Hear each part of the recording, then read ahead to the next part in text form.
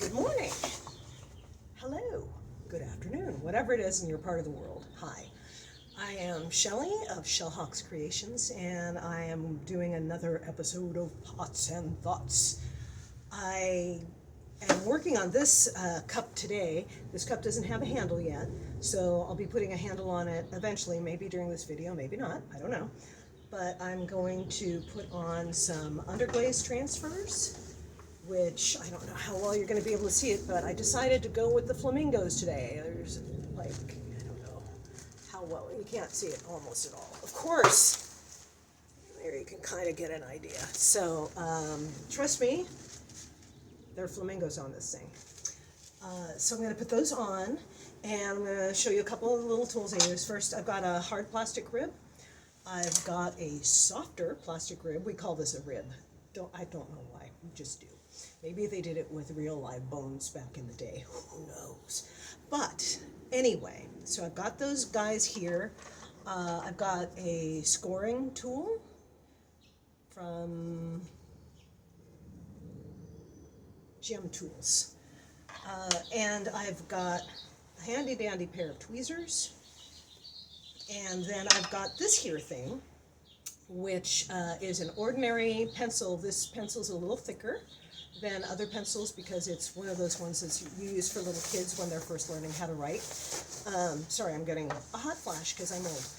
Anyway, I've got one of these, and I swiped the idea from another potter who uses this stuff. The purple here is actually silicone putty. It is easy mold silicone putty. So it's a plus B type thing that you mix. You take part A, you take an equal part of part B, and you squish them all together. And then you get this, and then eventually the chemical effect happens, and it dries, and you get a hard thing. I like this because I can stick it on the end of that pencil, and this is nice and squishy and soft. And it is really, really great. I've discovered, and this other nice person discovered, this other potter whose name escapes me, but I'll figure it out eventually. It's really handy for transferring the images that need to be transferred. So anyhow, before I get into this, I gotta take off my jacket because I'm roasting. But I want to settle down first because, quite frankly, I'm amped on coffee. My coffee was a little too strong today, and I have more. So I am going to take that moment to settle like we did before, the last video that I did. So we're going to take a breath in, we're going to take a breath out. So 4 counts in, hold, 4 counts out.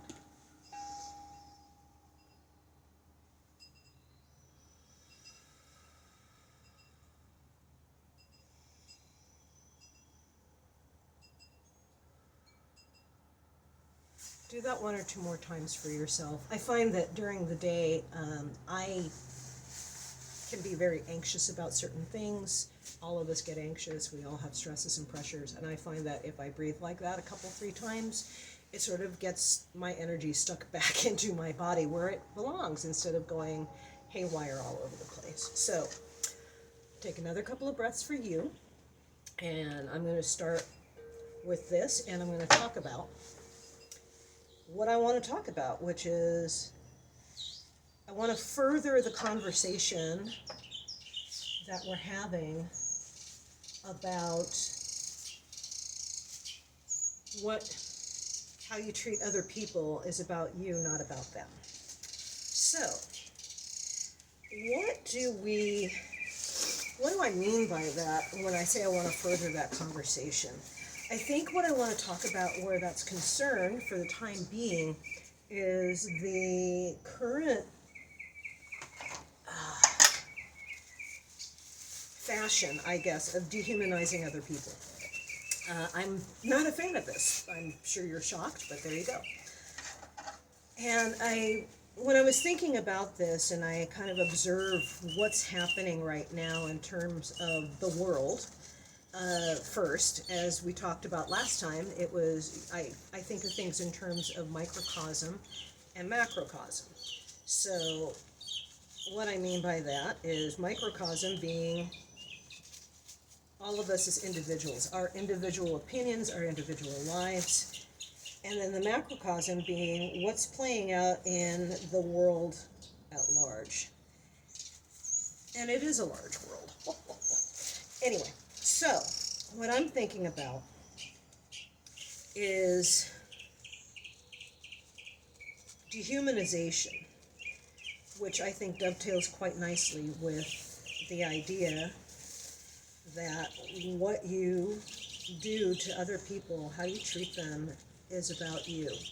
So I remember back in history class, and anybody who's a history aficionado or history teachers of actual real history, not alternate forms of imaginary history that never happened. I remember hearing about how various authoritarian figures started out their prosecution or persecution of other people, other groups of people, other humans, by dehumanizing them. For instance, I remember reading someplace, and again, historians, please correct me if I'm wrong or elaborate in the comments. I'm more than happy for you to do that. That they, whatever group you want to talk about, or insert group here, and whatever group that the authoritarian wants to get rid of is the one you want to insert there. They don't feel pain like we do. That's one of the ones that I remember.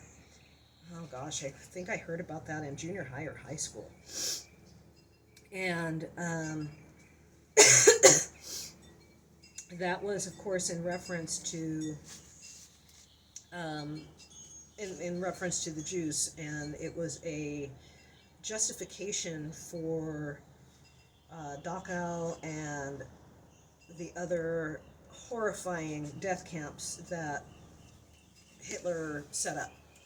And it's horrifying. You should be horrified by that idea that they don't feel pain like we do. And that is an incredibly alarming statement to be making about another human being, because of course we know better, right? We all know that if somebody gets into a car accident, that's pretty bad.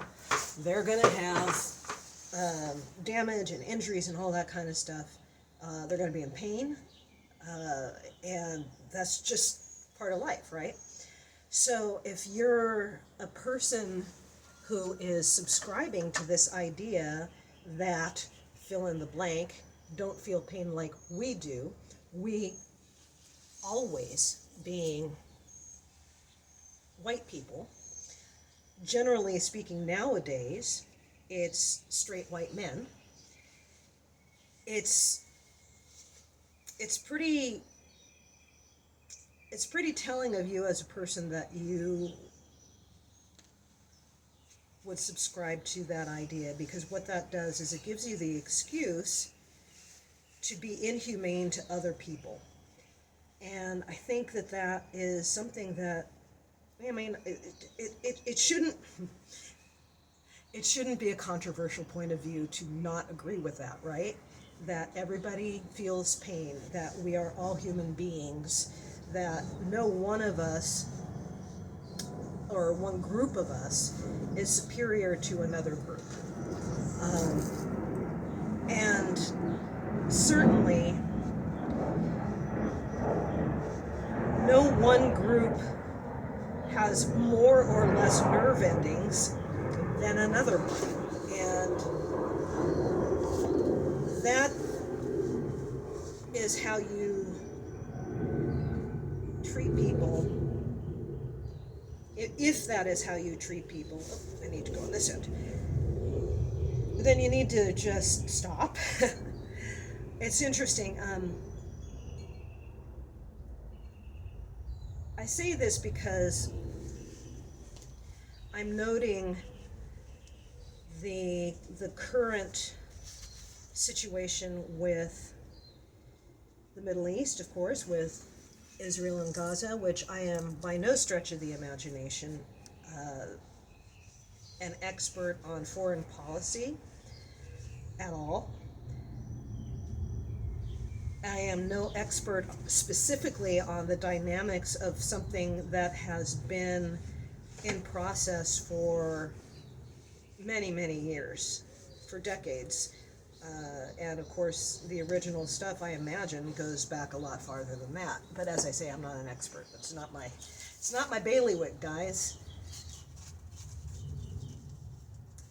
But when you treat people like they are things, and you treat people like they don't matter, and you treat them like they don't have, nerve endings, then you need to stop and consider what it would feel like to be in that individual's shoes, so that you can say, yeah, I don't want to treat people like that. And the thing that I think we need to do too is go a step further and take a look at the people who are peddling that specific point of view. What is it that they gain from that? What do you gain personally from dehumanizing other people, from stating whatever opinion you happen to have about those individuals? What is it you're getting out of it? Do you feel a sense of self-aggrandizement? I'll get that word right someday. What is the payoff for you personally to treat other people like things, to treat other people like they're expendable, to treat other people like garbage? What is it that you get out of that personally? And as I always say, it can roll back around to how you were treated. It always rolls back to how you were treated as a child by your family, what the psychologists call the family of origin, what you were taught when you were growing up. Maybe you were treated badly because you weren't the firstborn male son. You weren't the smart one. You weren't this, you weren't that. Somehow you were made to feel less than. And so it makes you feel better to turn that around on other people and chortle about other people's suffering, because you suffered. I mean, they have that whole thing about which is true, by the way, hurt people, right? It's a simplification. It's an oversimplification of human nature, but it's still, in my point of view, in my opinion, a valid point. If you've been hurt badly enough, then it takes an effort not to continue that. It takes an effort to not lash out at people. And if you're just starting on that journey of being more aware of your behavior and how it affects other people, and you're committed to this as a person, that I just want to be a better person. That's where I am. I've damaged people in my lifetime. We can't get through life without damaging someone else, either intentionally or unintentionally. And as I said in another video, I want to work on my reactivity. I'm the only person that I can control reasonably. I'm the only one who can choose not to lash out or react. I can work on my reactivity.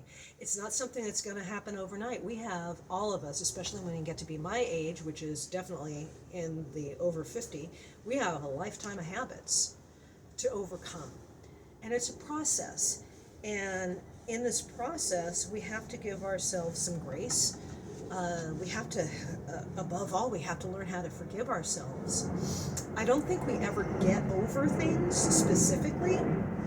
I don't think we ever really get over it. And it's funny, I think about, there's a book out there that was written by I believe it's either a clinical psychologist or a psychiatrist. And he did a series of interviews with our current Dalai Lama. And he brought up the idea of forgiving ourselves and how Western culture in particular, we're really, as Western culture goes, we're really into self-loathing, aren't we? And we do a lot of damage when we come from a place of self-loathing, of self-hatred, cruel self-judgment. And not to say that you should just do whatever you want to do to hurt people and just go on your merry way and not think about it, because that makes you a sociopath, right? But at the same time, all of us make mistakes to one degree or another, and we need to forgive ourselves for being human and making those mistakes while still trying to reprogram ourselves to do better than that, to be a better human than we were when we did that kind of damage to someone else. So anyway, getting back to this book, it's called The Art of Happiness, by the way. If I can remember, I will leave a comment or a link in the comments for an Amazon link, which, by the way, I am an Amazon whatever the hell, a minion, I guess. And if you buy the book and it's a qualifying purchase, I might get a couple bucks out of it. Doubtful. It's about as likely as my suddenly becoming a chicken, but whatever. Anyway, so The Art of Happiness.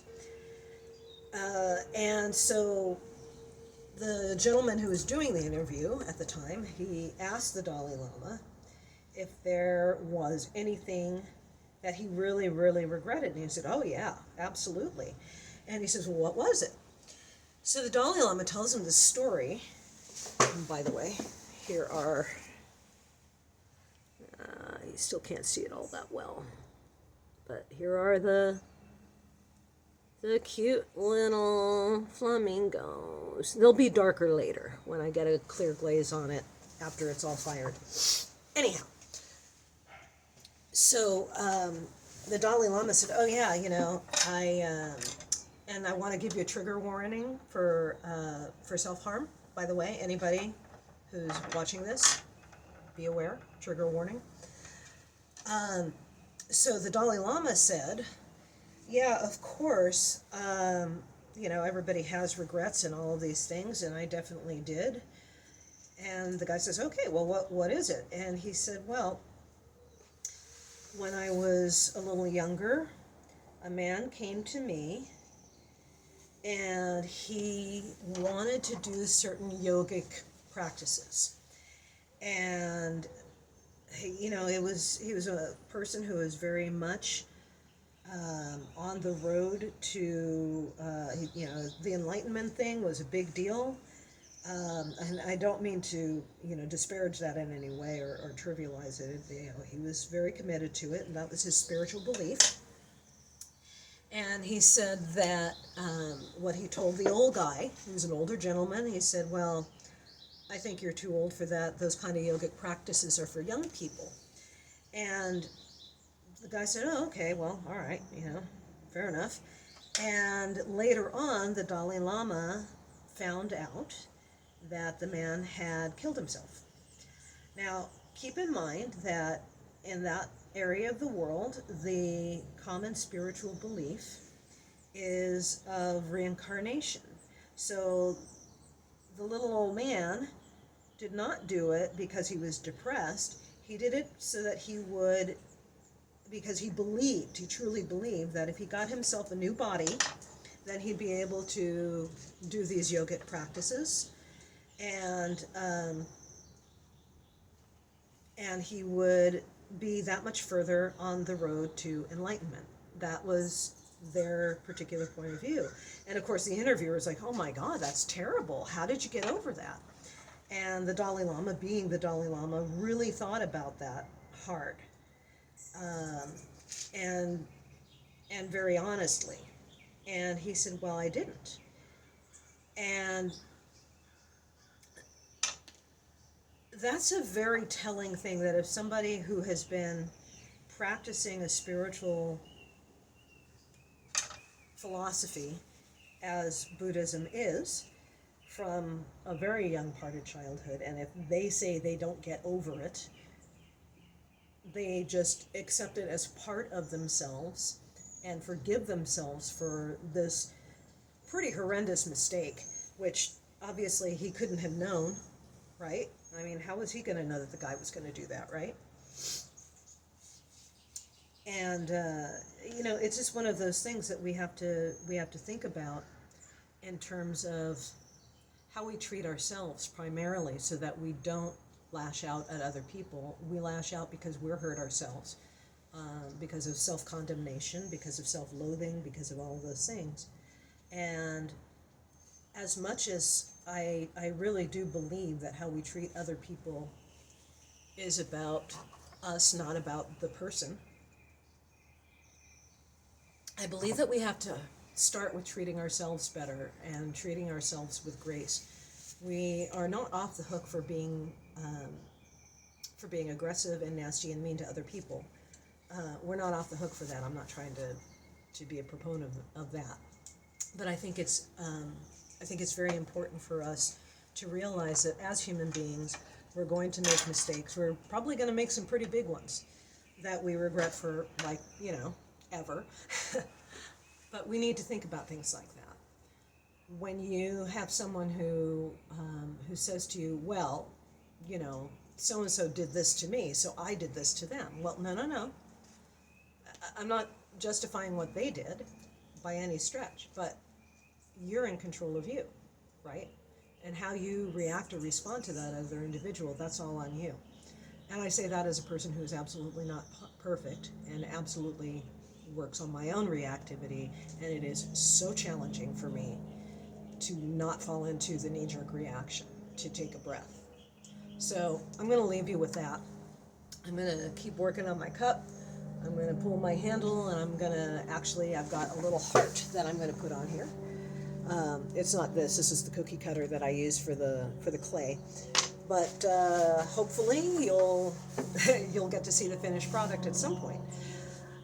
So if you like what I'm saying, or you're interested, or it's causing you to think about things maybe a little bit differently, and you like this content, please hit like and subscribe on YouTube. I do now have a link tree. I finally moved into the 21st century, so please look for the link tree. Go to my Etsy shop if you want to peruse my stuff and perhaps grab yourself something. So that's etsy.com/shop/shellhawks creations. Good Lord. And also I'm on Patreon. Please look for the links. Please like and subscribe. And above all, have a really good day. And forgive yourself, okay? Take care of you. Give yourself some grace. Mwah. Bye.